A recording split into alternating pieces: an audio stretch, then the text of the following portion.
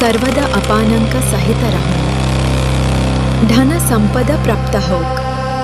तुलसी कोमलवेणी